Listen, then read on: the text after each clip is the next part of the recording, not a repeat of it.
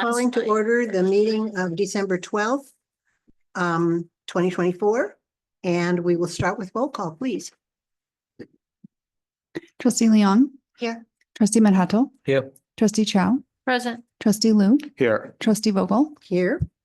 Thank you. Board agenda approval. Is there a motion? I'll move. I'll Thank second. you. Thank you, Sylvia and Ava. A roll call vote, please, Erin. Trustee Leon. Aye. Trustee Manhattan. Aye. Trustee Chow. Aye. Trustee Lu. Aye. Trustee Vogel. Aye.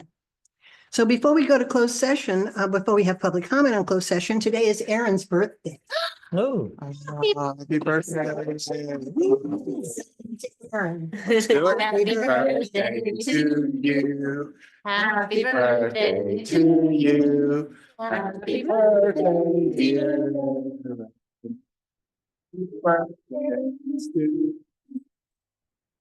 Thank you. Make a wish. Thank you very much. No candles to blow out. So no. Okay, are there any comments on closed session, Erin? No, they're not. Okay, then in that case, we will adjourn to closed session.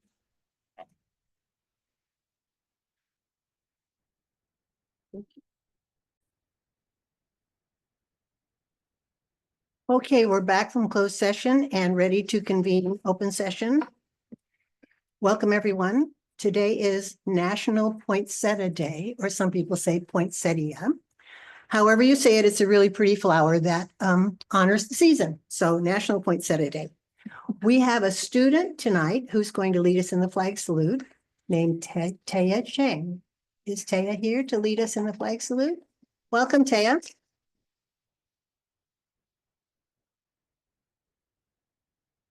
Please stand for the flag salute.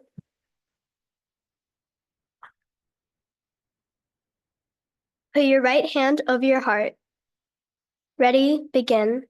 I pledge allegiance to the flag of the United States of America and to the republic for which it stands, one nation, under God, indivisible, for liberty and justice for all.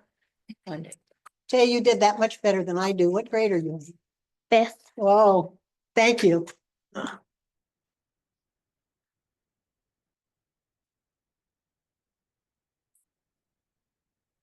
The next thing I'd like to do is read the civility code. I've been doing this at every meeting, and I think it's important that we all pay attention to our district civility code. So I'm going to read it pretty quickly.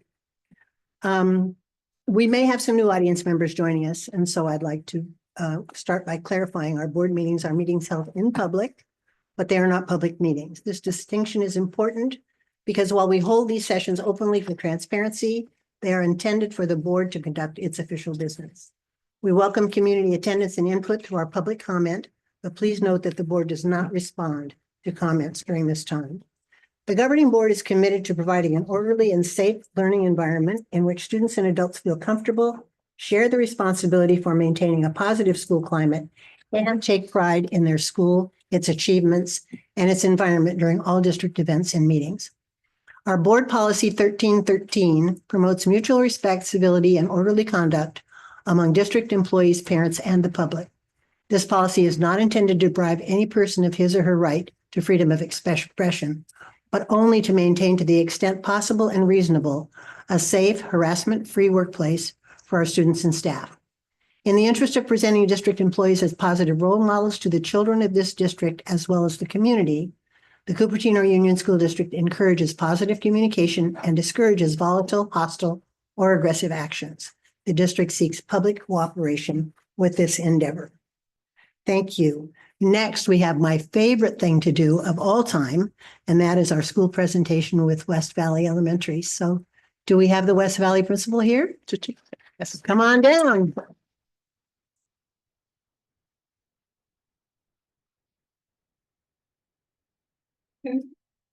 Welcome, Ms. Lynn.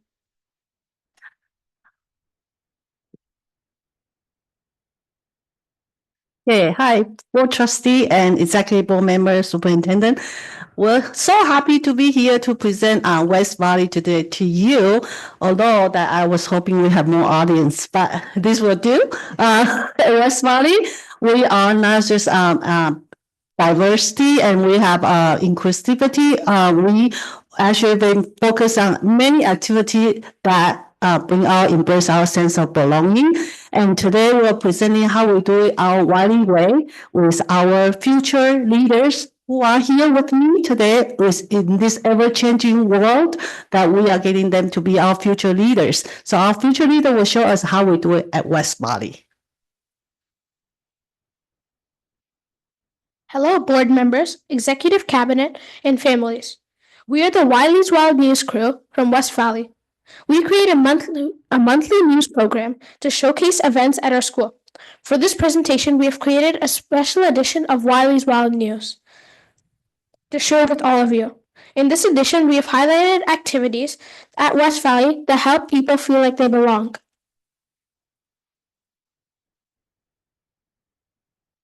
Our first activity we will showcase is Lunch Bunch.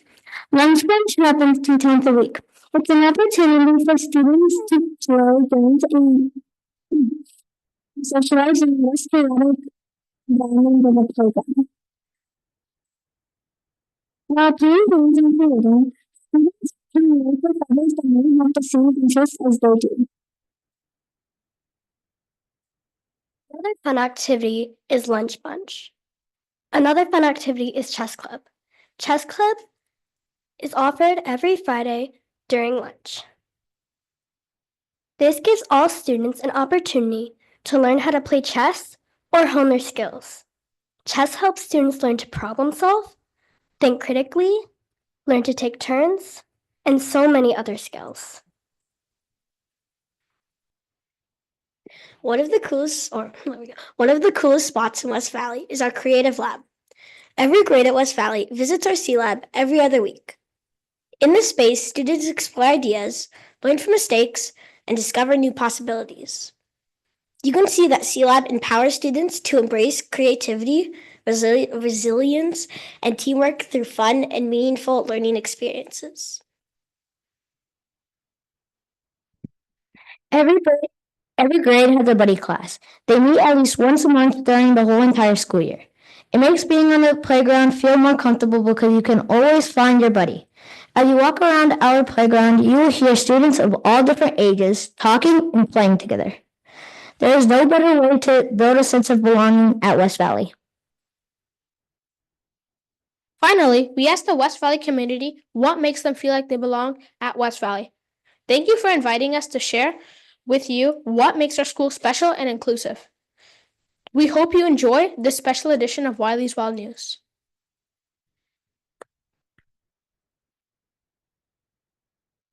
Welcome to a special edition of Wiley's Wild News. I'm Taya. I'm Libby. I'm Reese. I'm Ria. I'm Miles. And I'm Rayonch.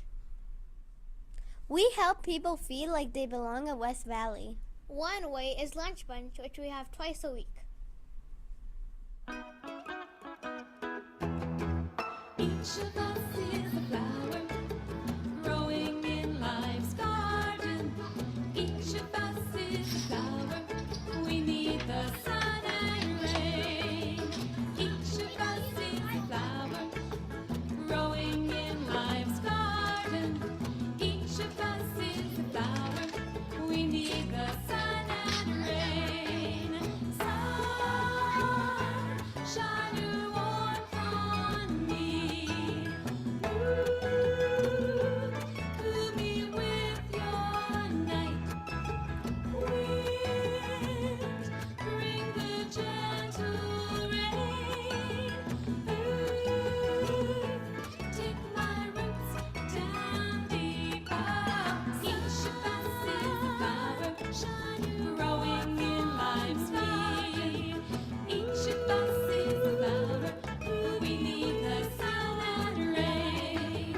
Each of us is a flower, growing in life's garden.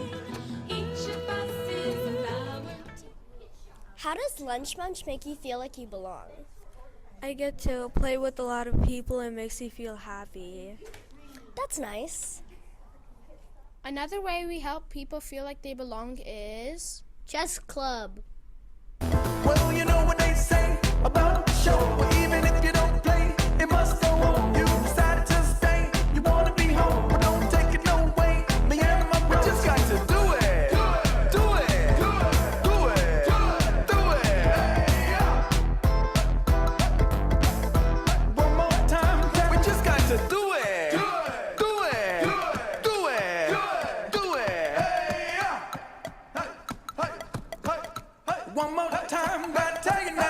gotta do. And see that? We get to work together and get creative, which makes everyone feel like they belong.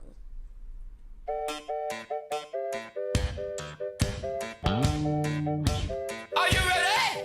All right.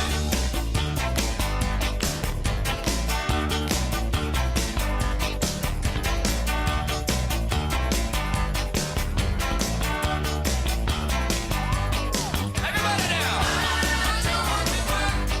I want to bang on the drum all day. I don't want to play. Just want to bang on the drum all day. Ever since I was a tiny boy, I don't want no candy, I don't need no toy. I took a stick and an old coffee can, I bang on that thing till I got blisters on my hand because I don't want to work. I want to bang on the drum all day. Yes, I do. I don't want to play, I just want to bang on the drum all day. That's right. When I get older, they think I'm a fool. The teacher told me I should stay at the school. She caught me pounding on the desk with my hands, but my lips were so hot, I made the teacher wanna dance, and that's why I don't wanna work. I wanna bang on the drum all day. Hey, why not? Our body classes bring us all together.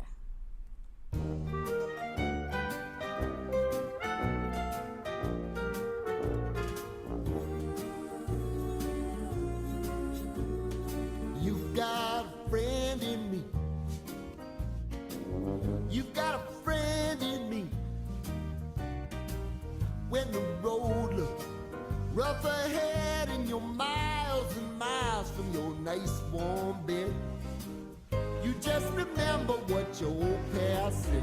Boy, you got a friend in me. Yeah, you got a friend in me.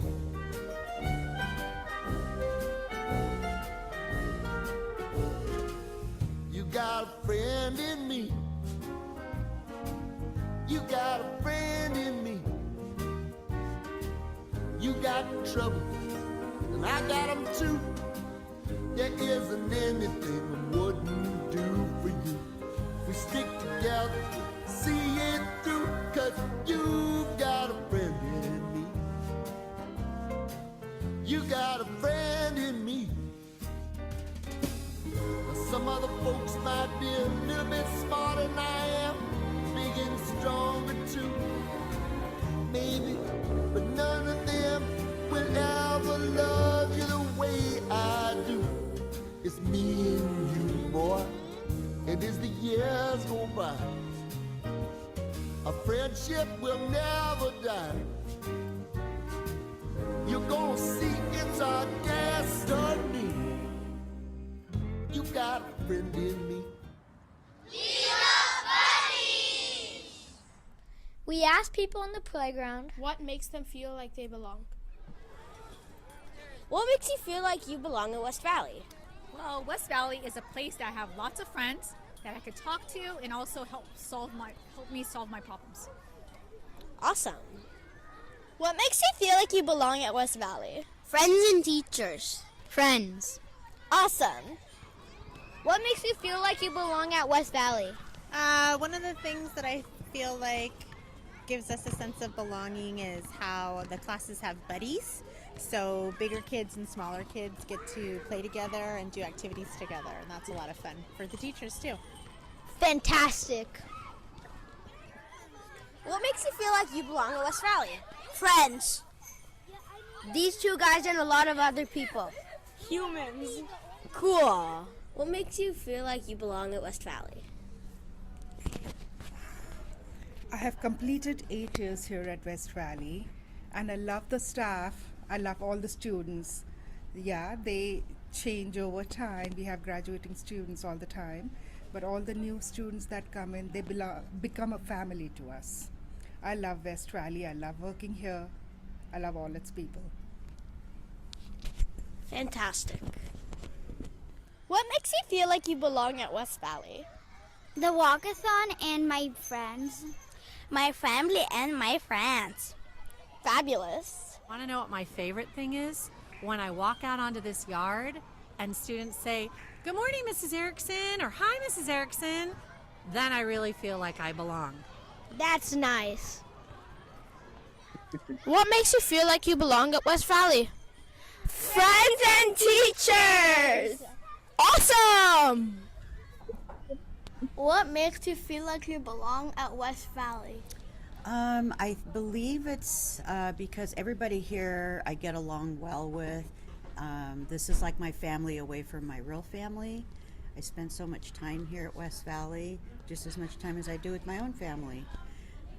Yeah, and it just feels comfortable here. Fantastic. What makes you feel like you belong at West Valley? Friends and teachers. Friends, teachers, and the future. Cool.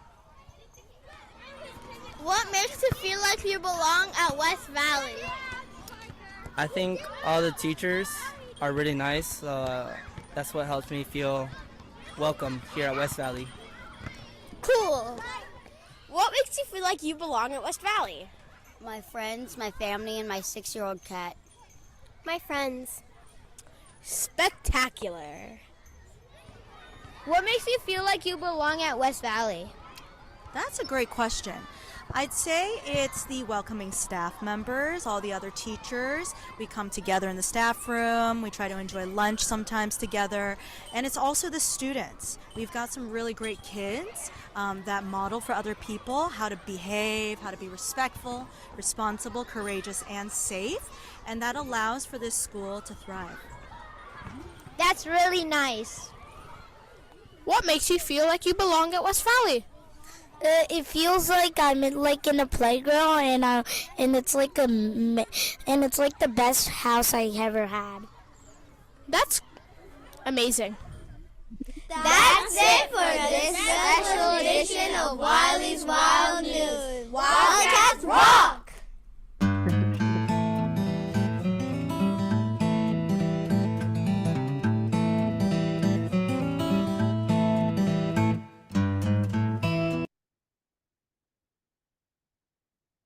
Thank you so much. Thank you. Yeah. Okay, That's a wrap. good. We want to gather for a picture. Okay, next item is classified employee of the month, and for that, I believe we have Mikey.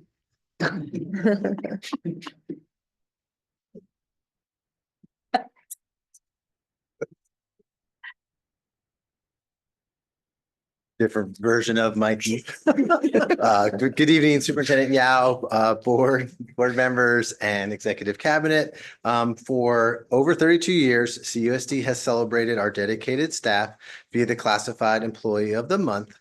The district enthusiastically recognizes our outstanding classified employees who diligently and offer behind the scenes to build essential infrastructures so that they can provide the best service for staff, students, and community. So for the month of December, I want to invite up Jenny Song. Come on up.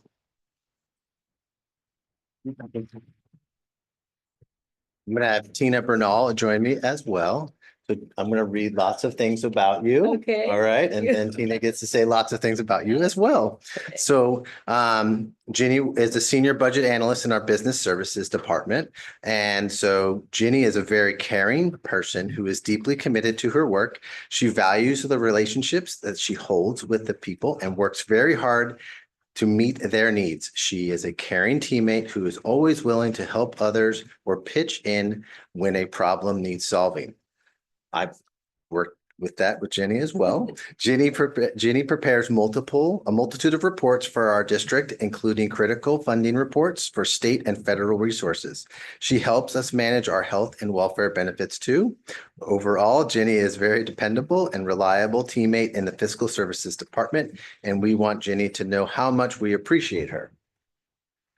Ginny is the backbone of our accounting group. She is extremely knowledgeable, approachable, and efficient. She's always willing to work through issues with you and is able to explain the intricacies of the accounting in the way that is easy to understand.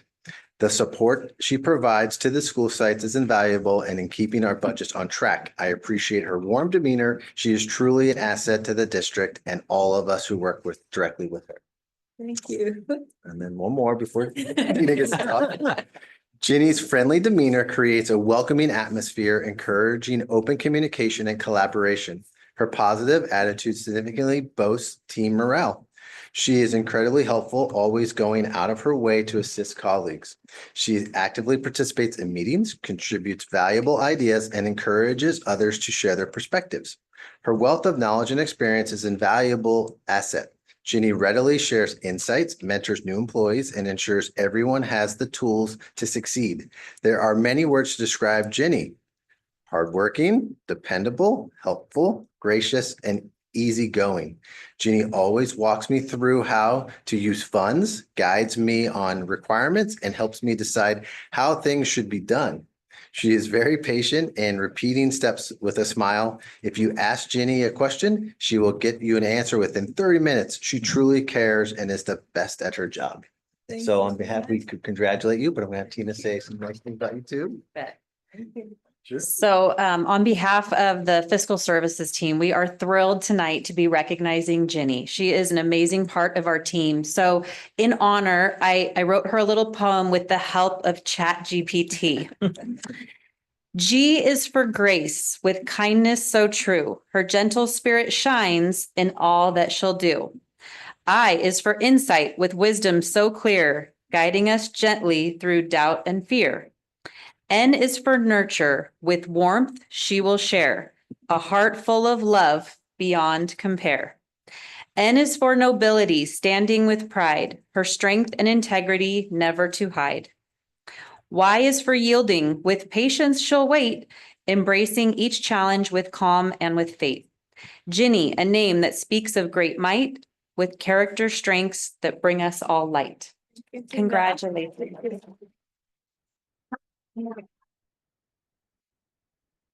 Thank you. Jenny, would you like to say something? I'd just like to thank you for people that nominated me. Talk into the microphone. I'm very humble and delighted to accept the award. Really unexpected, but I'm really happy. Make my day today. Well, thank you for all you do. And I have some things for you. This is a gift from the district. Oh, thank you. This is a certificate honoring your award. And this is something from the newly elected Assemblyman, Pat Harris, congratulating you on this award. Thank you so much. Thank you.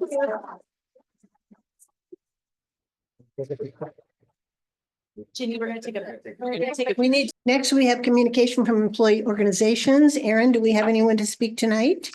Yes, we do. We have CEA President Kate Lee. Okay, welcome, Kate. Sorry, no printer tonight, so I'll have to be reading off my laptop.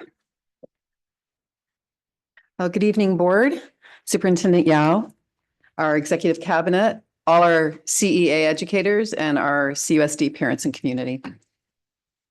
I listened and watched the special board meeting on Monday this week, and am concerned with the information provided stating we have an increase in our deficit. CEA has requested the DAT file that CEA and CTA uses to analyze the financials of the district. So I can't comment yet on whether we agree on the numbers that were presented on Monday. So I'm not going to be commenting on that yet, but I know that when we ran our numbers at the beginning of the year on the budget from our DAT that was provided, we saw that there were more revenues than expenditures. So I'm hoping that maybe the amount will not be quite as severe as it looks right now. And hoping also that our property taxes come in at a good rate. Once I know more, I'll share our analysis with the board. I appreciated very much the questions and discussions that the board brought by the board on Monday. They were very thoughtful and considerate of a wide range of concerns, and also looking at a lot of different aspects and solutions that might be able to be approached. However, there were some, and I'm glad to see that the resolution has been changed, that's going to the county has been changed to the typical format that we use. Thank you for looking at that instead of having it be a resolution. But there are some things in the presentation that I had questions about or concerns about. The slide presentation for tonight still has the same table on slide 13 with projections of layoffs that will happen for the next 3 years. And I know that although this is not a set plan, I understand that. There are no decisions have been made by the district. It has been publicly messaged out to all employees, parents, and community through the board meeting on Monday and tonight. So to even consider it fair and appropriate to create a slide that shows 8 teacher positions and 5 classified positions being eliminated each year and only 1 management position is so concerning. Phyllis, I know you as our historian on the board and many of others of you who've been on the board for a while. I remember that our previous budget deficits that we've had in the district and our commitment to whatever cuts are being made, having them be as far away from the classroom as possible. And that because we know the immediate effect on students can be really difficult. And we want to keep whatever cuts we make. And that's the policy or the practice that we've always had in our district. However, that no longer seems to be a commitment. Last year, when a smaller deficit was announced, the cuts were to site funds and freezing positions like IAs in our classrooms or people who come in and assist with teaching our students, and behavior interventionists, noon duty aides. Those are all critical monies and positions that directly improve the academics and well-being and social emotional well-being of our students and sites.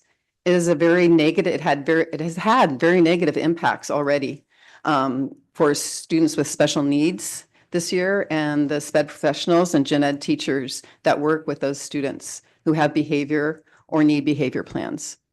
The aides we need in our classrooms to help our students learn are unavailable.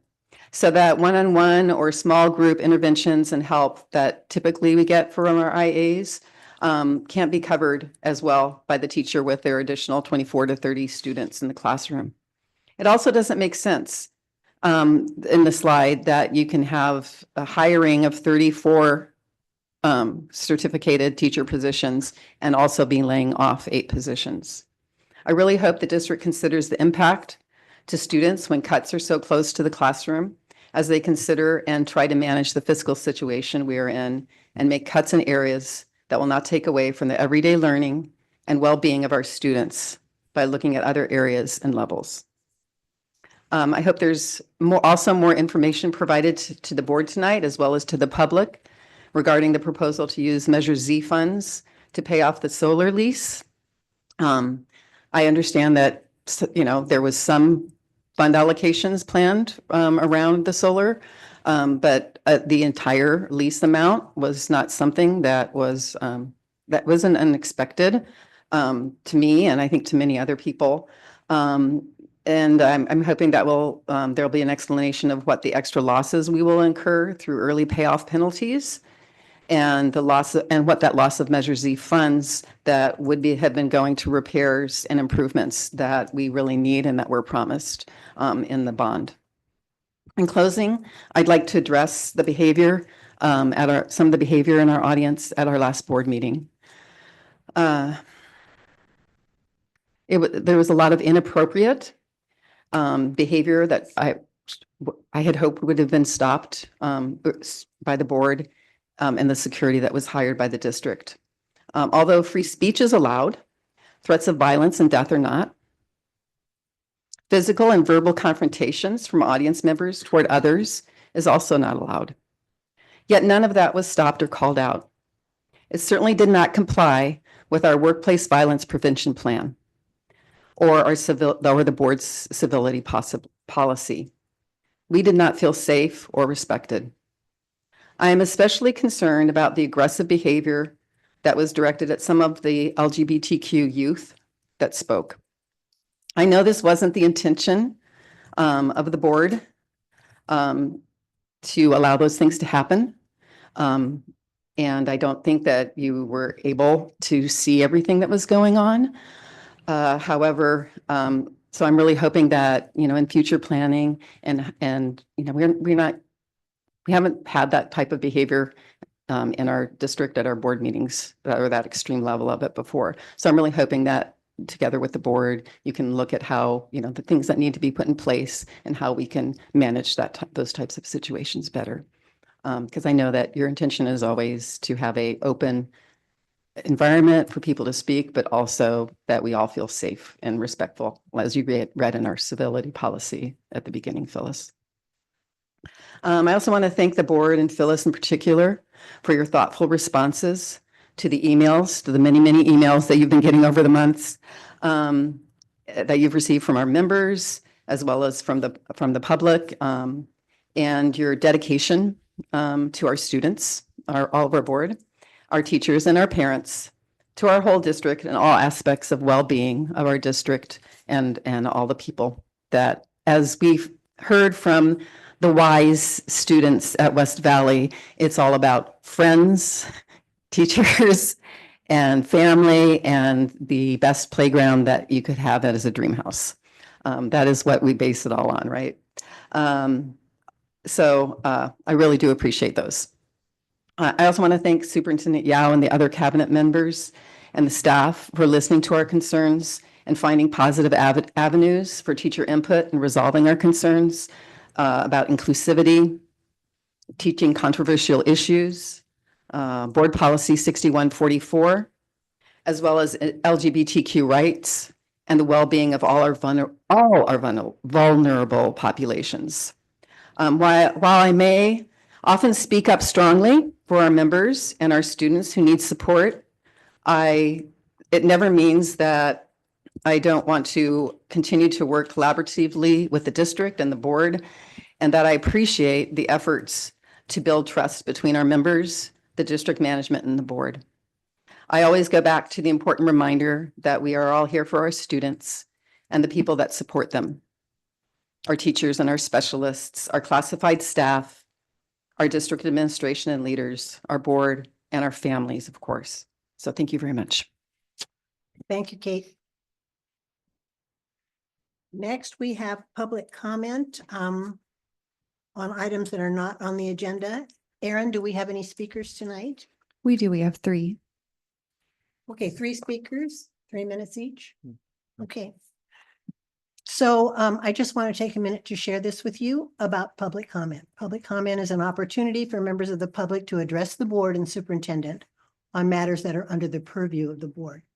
Speakers should stand at the podium facing the 6 of us and address your comments to us. We value comments from the public and thank you for taking the time to address us. Public comment is not a time to address the audience. So as a reminder, we have 4 ground rules for our speakers. Number 1, stand at the podium, face the 6 of us, and direct your comments to us. Number 2, speak into the microphone so your comments will be clear on the recording. Number 3, refrain from using inflammatory language. And number 4, stop speaking and return to your seat when you hear the buzzer. Thank you for your cooperation. And Erin, who is our first speaker? Our first speaker is Kate Boardman. Kate, if you're joining virtually, please raise your hand.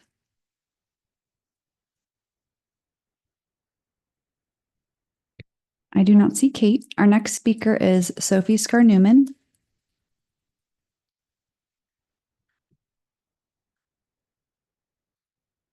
Good evening, board members and Superintendent Yao. By now, I think you know me, but to reintroduce myself, I'm Sophie Scar-Newman, a CUSD alumna and a proud CUSD parent. At the meeting on November 21st, I took notice of the way that board members Long and Chow made explicit mention of the numerous legal protections for LGBTQ students and employees when they talked about implementing BP 6144. I heard the progressive values of Superintendent Yao's community message, and I want to feel reassured by all this, but to be honest with you, I'm not. The culture war that's been playing out in this room began with a core group of concerned parents who initially took issue with the Dilworth teacher calling themselves curriculum integrity. Our new board member Long Jal's website has multiple community member endorsements from curriculum integrity parents. During public comment at the September 26th board meeting, he, quote, urged the board to start the conversation about curriculum integrity immediately and adopt BP 6144 without delay. As anyone who came to the November 21st meeting knows, it was not only curriculum integrity who attended. Moms for Liberty of Santa Clara County came out in full force, representing the local chapter of a national organization that the Southern Poverty Law Center classifies as an extremist group. We cannot ignore that dozens of people espousing transphobic and regressive and violent views were clamoring for the passage of BP 6144, no matter what we intend. Curriculum Integrity and Moms for Liberty are different organizations, but they share many values and certainly shared the same goal of the passage of BP 6144. Both see that passage as victory. There were people yelling, "We won!" at the end of that meeting. I only hope that this board can stop those transphobic and regressive organizations and viewpoints from influencing how the policy is implemented. I believe you approve the policy with good intentions. I just hope that with your leadership, we will find a way to shield our students and teachers from the prejudice and hatred of those who would seek to silence them. Thank you. Our next speaker is Jeffy Kalsa.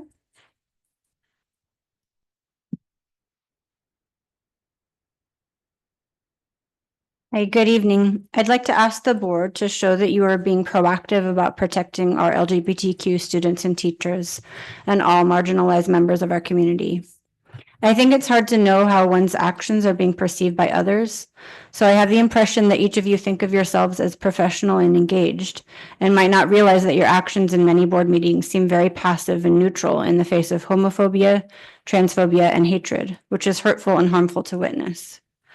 I know you don't respond to individual comments, but you must be prepared to disrupt and shut down transphobic slander and all other kinds of libel. You can and should use your board updates to speak about the ways you are working for an inclusive environment and how CUSD is a place that will not tolerate hatred. The video presentation we just watched about West Valley asked each person what made them feel like they belonged. You must introspect about how as a district you have failed to create belonging for your LGBTQ teachers and students and still have not rectified the situation. Last month at the first November board meeting, some of the homophobic and transphobic commenters behaved aggressively after the board meeting, with someone grabbing and squeezing someone's arm and several of them making hateful and hostile comments close to my and others' faces, including towards the high school students from the local GSA who had attended and spoken so courageously. While I'm an adult and I can handle people being out of control, teenagers should not have to. Some of these aggressive, bigoted people stayed for a long time after the meeting, and since the high school students were also staying, myself and another adult stayed after to make sure they got home safely, long after employees from the district had left. It's your job to create a welcoming, safe, and inclusive environment for teachers, employees, and students in your schools, as well as the public who attend your events, and you haven't done that yet, so you must do better. Thank you. Thank you. That was our final speaker. All right, thank you, Erin. Moving right along to the superintendent's report, Superintendent Yao. You. So I just wanted to share, kind of again, reiterating our 4 district priorities as we go out and visit our sites, our departments, as we do all of our community meetings. I think it's always important to re-engage and to remind people that that really is our guidelines that we follow and what aligns all of our work. And so as we look ahead to the year to come, our 4 district priorities will continue to provide that cornerstone of every decision we make, guiding our efforts and ensuring our alignment with our desired outcomes. We are committed under priority 1 for the future ready learning that we're going to continue to prepare every child with the academic skills and learner competencies that we've outlined in this USD portrait of a learner for them to succeed in this ever evolving, changing future and many unknowns.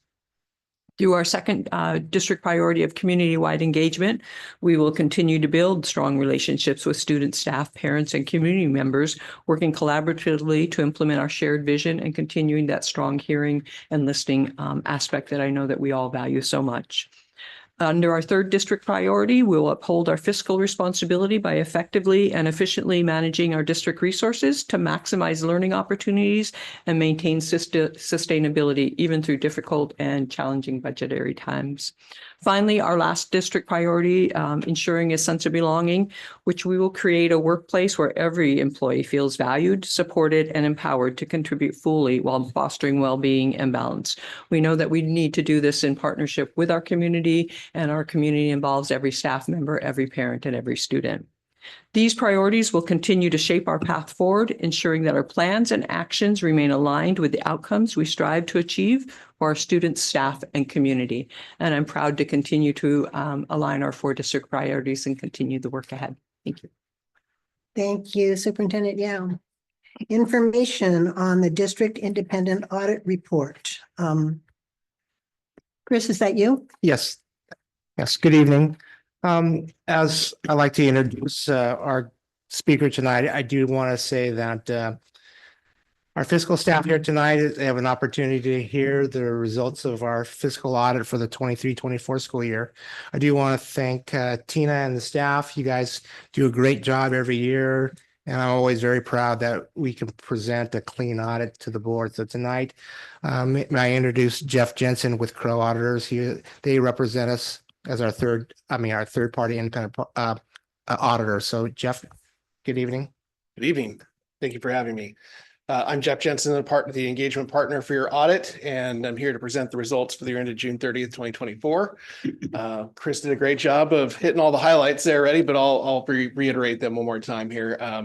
What I have are favorable audit results for you tonight regarding several different audit opinions that are part of your financial statements. So, and I don't know whether it'd be helpful to have it on the screen or not, or I can just talk. We can pull it up if you want to refer to certain pages, we could. If we could just go to page 73. And it's the unfortunately it's page 81 of the PDF. One more page. There you go. Great, thank you so much. So there's several different opinions that are part of this financial statement audit report. The first is the opinion on your financial statements themselves. And for the year ended June 30th, 2024, the district received an unmodified opinion on your financial statements. That's the type of opinion you want your auditor to say that you have, which means you comply with all the applicable accounting pronouncements and it's free of material misstatement. Right below there, you can see we have a bunch of no's checked. That's also a good thing. That means we had no internal control comments related to the financial operations of the district. Right below there is the federal awards section. So because of the amount of federal dollars that the district has expended, we're required to do a federal audit as well. For the year ended June 30th, 2024, the district received an unmodified opinion regarding federal compliance. We had no federal compliance findings. This year, we were required to look at the COVID funding there, the ESF program, as well as child nutrition. The district is considered a low-risk auditee, which just means that you've had several years of unmodified opinions regarding your financial statements and federal compliance. So again, just additional good news for you. And then lastly is the state compliance section. Again, the district received an unmodified opinion here. Each year, the state continues to add more and more state compliance requirements to this audit. And so we accomplished those steps again this year, and the district had no findings regarding state compliance. So one last piece of information would be audit adjustments. So we had no audit adjustments. So the numbers that were presented to us to audit are the same numbers that are part of this report tonight without any modification by us. So about as clean as you can get. I want to thank Chris and Tina and their team for a great job during the audit. They were very prepared. We also visit a number of the school sites throughout the year here to do the different compliance areas. And so everyone is very helpful and providing information to us timely so we can be here tonight to present the report to you. Thank you very much, Jeff. Let's see if we have any questions from the board. Anybody have questions for Jeff or for Chris? Stacy, Sylvia. Just curious because you mentioned visiting the school sites. So what are the compliance things that you're looking for there versus the ones that are coming straight from? Right. So for the most part, it's looking at attendance. So the attendance records is one of the compliance areas under state compliance. And so we have to go to basically a quarter of your school sites on an annual basis to look at whether the attendance records are being properly maintained. Thank you. Mm-hmm. Any other questions? Jerry? But this is probably more for staff. Happy with the audit results. So it's all good. But about some of the specifics, it's about our enterprise fund and Cooper Doodle. I know pages 19, 20, 21, there are some numbers around revenue, expenses, cash flow. Guess I'm trying to understand, are we making money on this or not? And more specifically, given the revenue that we take in, if we account for because there money getting moved to different accounts and all that. And so I can't really, so I don't need an answer now, but I'm interested in knowing if I'm running this as a business and accounting for salaries, the pensions, the benefits, the cost of facilities and all that, are we making money on Cooper Doodle or not? So I don't need an answer now. And then the second question is on page 46. There's just a mention of, is it 46? If we could scroll to page 46, I'll scroll to page 46 on my computer also. There's a mention of under note 11, the commitments. It says the last sentence, district has about 35.6 million outstanding commitments on capital related construction. I just wanted to see, is that primarily the NG solar cell project, or do we have other commitments? So again, I don't need an answer now, but if I could get an answer in the Friday updates. So thank you. To do that. All right, thanks. Anything else? Thank you again, Jeff, All right, thank you. for your report and for helping us be fiscally responsible. Chris, thanks to you and your team for all the hard work you did on this as well. Thank you. Thank you. I forgot to ask for public comment. Was there any public comment? We do not have any. And do we have anything on the action item? No, we do not. Okay. So the next item is an action item, and it's the approval of the district's 24-25 first interim financial report. We heard a lot about this report on Monday. And I'm wondering, Chris or Stacy, do you have anything more to share with us? Because of an action item, do you want to do a motion? Oh, we should do a first and then motion we can first, yes. discuss? I move. Thank you. Thank you, Ava. Is there a second? I'll second it. Thank you, Satish. Okay. Thank you. So you may see on the slide deck too, due to the posting time, we held our special board meeting after the time that we were required to post for this meeting. So we did just carry over the slide deck that was presented on Monday as well. We did not modify that slide deck.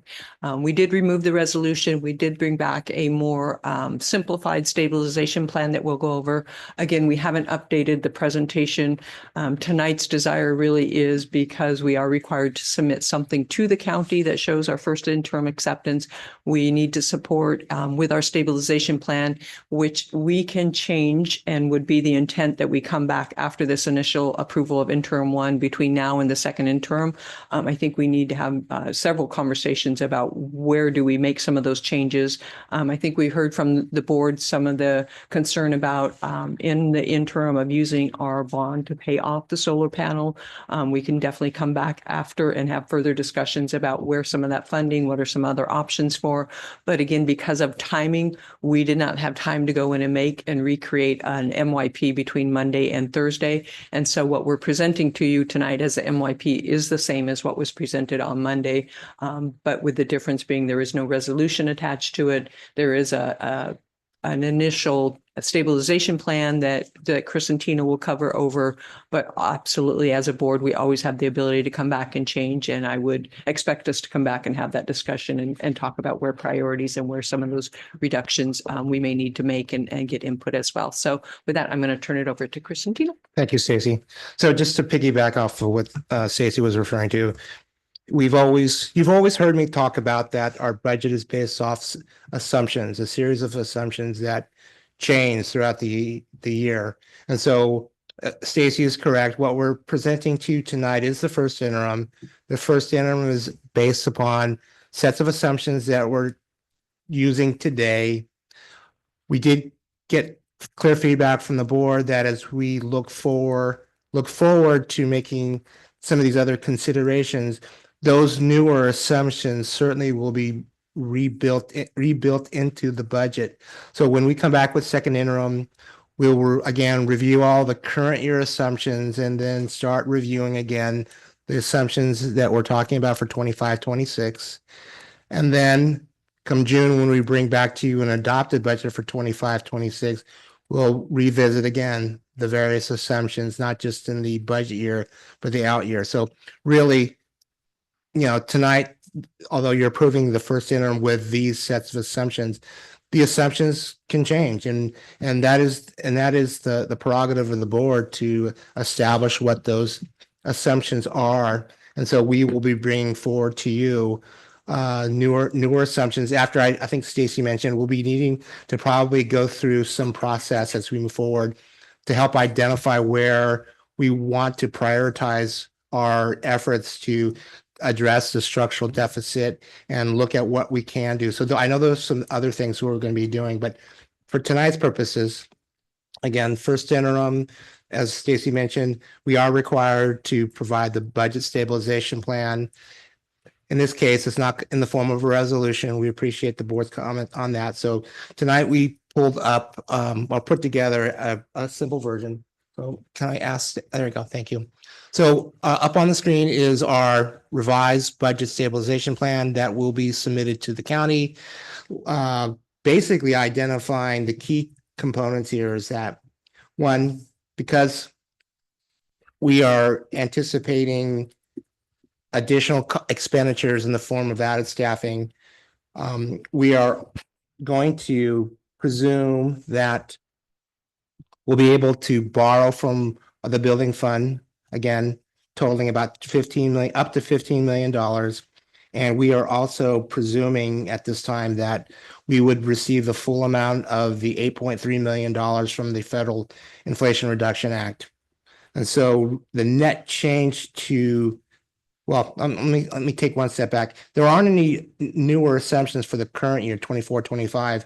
All of these assumptions that we've been discussing and talking about are for next fiscal year, 25-26. So as you can see on the graph here, the net changes as far as the budget stabilization plan is that we're looking at reducing, increasing the fund balance by about $9 million. The bottom half of the sheet here is really just more for the county's information as well as ours, just identifying our total budget, what our total reserve amount is. And so we feel that this will be suffice for the county, and we would like to submit this in place of the budget resolution. Other than that, everything is still as presented on Monday. So I'll entertain any questions that the board may have. Thank you, Chris. Questions from the board? Satish. Yep. So I think thank you very much. Actually, I know we had a good discussion, and I don't want to repeat any of those questions, but I have a general questions. You both mentioned that we can change some of the assumptions later, but is there any restrictions once you submitted certain things we cannot change, or I know that you are not going to do the entire part of it, but oh no, once we are submitted this, we cannot move anything of that kind, which we know? No, these are all assumptions. And I think, Chris and Tina talk about our budget is ever changing as new information comes in. So that really is the purposes of those interims, is to do those adjustments. I would say because we are so close right now at the end of December, we will be coming back in January, February, well prior to that second interim with some of the suggested and conversations. So everything could be changed on this if that was a choice. Everything, some part. There's nothing that is holding to us. Okay, thank you. That's it. Okay, anybody else have questions? Jerry. Yeah, I have a question about the minus 8.3 million debit for the Inflation Reduction Act. So we haven't received the money yet, have we? I'm wondering, or have we already? No, we haven't received any of it yet. We are in the process of applying for it. So in case we don't, then wouldn't it be zero? I'm wondering why we're accounting for a minus 8.3 in the model here. Well, the staff's intention with the model was that we're expecting to receive it. We're expecting to use it towards our deficit. The reason why it shows up in the budget stabilization plan is that in the event that we don't get it, that was also part of the transfer. Okay. 15 million from the building fund. So if we get it, we wouldn't be having to transfer the full amount because we are accounting for the 8.3 coming directly from the federal government. I see. Okay, so if we do get it, then the model basically that minus 8.3 goes away, and then we wouldn't transfer 15. We would transfer like The difference. 6 point. Okay, I see. All right. Thank you. Actually, one more. Earlier, you used the term borrow from the fund, but the intent is to replace it from Measure Z proceeds, not to pay it back from the general fund. Just want. I may have misused the word borrow. We're referring to as a transfer. Oh, it's okay. My kids use that term borrow too, and I've never gotten any back. So just want to make sure which, but thanks. Any other questions from the board? Yeah, I have a logistical question. In terms of how it works when I know that when we get emails, if we get additional documents like this fiscal stabilization plan, on our board minutes were published around 3:36 p.m. on Monday, and we had our emergency board meeting after that. And but the resolution was on the original one. Do we have to formally, when we vote, to take off that resolution? So on tonight's board agenda, you are voting for approval of the first interim report. You're not voting on the resolution. The resolution has been removed from the board docs. You'll see that it's no longer there on this board agenda. What we have and will attach is we will attach this stabilization plan. It is part of the first interim. So there is no longer the resolution. You are just voting on approving the first interim.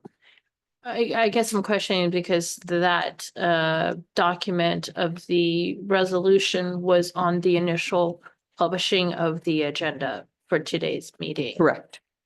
And so we did, when we removed it, there was a blast out to the community at the same time that you were notified that it was being removed. It blasts out to the community that there's a removal of a document, or I think it states a change to the agenda.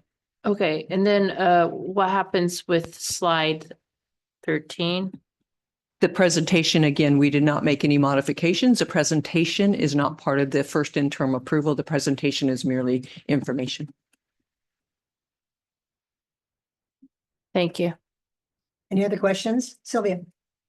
I was noticing that the stabilization plan has 4 years versus our MYP, which has 5 years. And I was just curious, is it because by the 5th year we're back in black and so it doesn't need to be included? Is that, or is it, just help me understand the difference. Sure, thank you for the question. So we could have just as well added the 5th year, but we were just capturing the 4 years that we were actually making budgetary adjustments. So there isn't anything planned right now for that 5th year as far as any augmentations to the budget and the assumptions at this point in time. The county ASHA only requires the 3 years. So this year, it's the stabilization isn't for this current year. So it's for the 25 through the 2028 school year. Okay. And again, this is just to account for what we were projecting as a reduction of about 7 million spread out over 3 years. Right. And then I know that there's been some corrections made and that aren't reflected in this first interim report. But so does the stabilization plan take into account the correct number of like, I know there was like some typos on the first one. So I guess I'm just wondering, like, I know that we can't change it because it was published and all that stuff, but then is this based on the correct information or based on Monday's information? This stabilization plan is based on the information that's in the first interim in the multi-year. So there are no changes to it. That would come after. That will be our work in January, February onward. That would be when we'd be beginning to come back and bring additional information as our numbers come in, as we look at our enrollment numbers, as we continue to look at our staffing and what those FTEs are, we would bring that forward. So nothing has changed in this. This is reflective of what the information was shared because our multi-year had already been built at. And again, 3 days time isn't enough to go in and make any kind of adjustments. Okay. Remember, we also have our budget book that goes along with it. And that's very difficult to change in a very short time. Okay. All right. And then my I can ask one more. So my last question is, it's been a while since we've had to do this and send in a stabilization plan to the county. Can you just walk us through like what happens at the county? Like what are the things that they're looking for? What comes back to us? Just as a refresher. Sure, would be good for sure. me. Thank you. So as I mentioned, as a contingent, as a requirement of the county approving our adopted budget, we had this requirement to submit this additional documentation, making more or less some commitments to addressing our fiscal solvency needs. So the county will take a look at our first interim, subject to agreeing to all of our assumptions. They will go ahead and then either approve or deny, or approve or reject our first interim report. Should the county reject our first interim report that we are certifying a positive certification, if the county for some reason wants to not certify our interim as in positive certification, more than likely it would require us to do another interim report. It's called a third interim. When a school district ever reaches a qualified certification, or the far worse one is a negative certification, school districts are required to do 3 interim reports. In that case, more planning information will need to be provided to the county before they will approve the adopted budget for the coming year. So that's the process. And that's the process that they go through every year with the interims. They go through there, and if for any reason they don't approve our interim report, or they disagree with what we're presenting, the county has the right to change or downgrade our interim report. And by downgrading an interim report would prompt us to have to do a third interim. So that's the process. Okay, thank you. Any other questions? Any Just- comments? Clarification question. Yes. Chris, so the county is asking for us for the first interim report with the fiscal stabilization plan? Just those 2 documents? Okay. Yeah, the first interim is a requirement. This budget stabilization plan is the additional documentation the county has requested. Yes. And we don't need anything else besides those? No. Okay, thank you. Okay, are we ready for the call for the vote? All right. Did you want, I have comments. Oh, I just asked for comments. I thought, Oh, no, that was my question. oh, That was okay. a question. Comments. So I just wanted, so first of all, since business services team is here, just thank you to all of you for the work that you've been doing on this. It's not easy. So it's great to have you guys here. And really being able to see all the things that are happening. I'm glad that, so just in response to some of the things that we discussed on Monday, thank you to Chris and your team for making those adjustments and removing the resolution and giving us a little bit more leeway in terms of what exactly we're saying we're doing in terms of those reductions. I'm really pleased with the way that we're going forward with this versus kind of the earlier, more specific plan that we had in place. So I guess those are my main comments. Thank you. Any other comments, Yeah. Satish? Yeah, I think I want to really thank, and I'm looking forward for, that whatever changes what we can, or we can double click on some of those things again. And thanks for having that Monday's meeting. I think exclusively only focusing on that really helped, even though it's a couple of hours of time. Not great, but still it is good that we were able to focus and get, a lot of questions answered. And thanks for that. And great job, actually. And that helped us actually today. Otherwise, it would have been a lot of stress and things like that for us to be finishing this. And thanks for doing that. And looking forward for, coming back for doing some good double clicks on that. Okay, any other comments?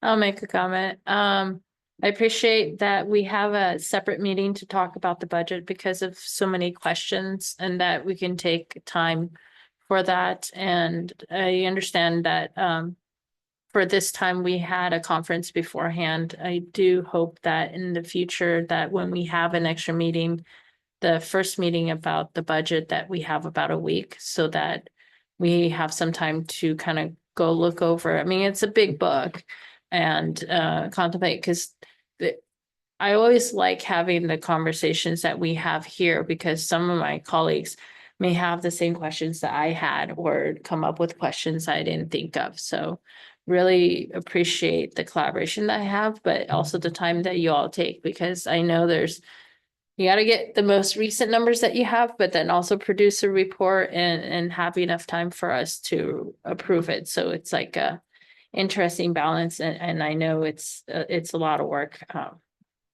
Being a teacher in a different district and having to run grants and those deadlines, I understand. So appreciate the work that you put into and that you all are always improving every interim, not just every year, but every interim of making the finances of our district more transparent. So I appreciate you all for your work for that. Thank you. Yeah, I just want to echo the thanks from my colleagues for the hard work and the creativity here in making all the Lego pieces fit. And this one is a little bit more interesting than the others and a lot of work went into it. I can see that. Thank you. Okay, and I just echo my thanks to everyone. Roll call vote, Erin. Trustee Leon, Aye. trustee Manhattan, Aye. trustee Chow, Aye. trustee Lu, Aye. trustee Vogel. Aye. Next, we have the acceptance of the district's initial proposal and acceptance of CEA's initial proposal for the future negotiations.